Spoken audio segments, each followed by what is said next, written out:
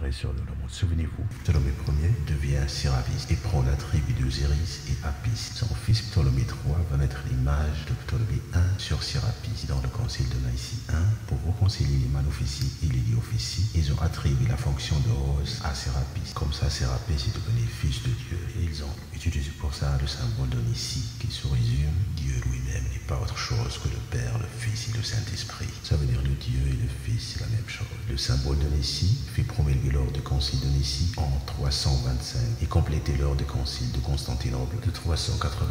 Laissez-moi vous emmener au concile le plus important qui ait jamais existé sur la planète Terre, le concile d'Éphèse. Le sujet de ce concile, encore une fois, d'accepter Sérapis et de lui attribuer une nature humaine. Mais pour avoir une nature humaine, l'homme doit naître du corps d'une femme. Alors ils ont conclu, pour que Sérapis ait de nature humaine, il lui fallait une mère. Encore une fois, ils sont allés dénicher dans la trinité des anciens Égyptiens. Ils ont sorti Isis, la mère d'Horus, et la femme d'Osiris, et ils lui ont attribué le nom de Théotokès, ce que veut dire la Vierge Marie, pour devenir la mère de Sérapis. Quand ils ont amalgamé Sérapis, qui est devenu le fils de Dieu, et Théotokès, la Vierge Marie, la mère de Dieu, le représentant de l'église gréco-romaine en Christ.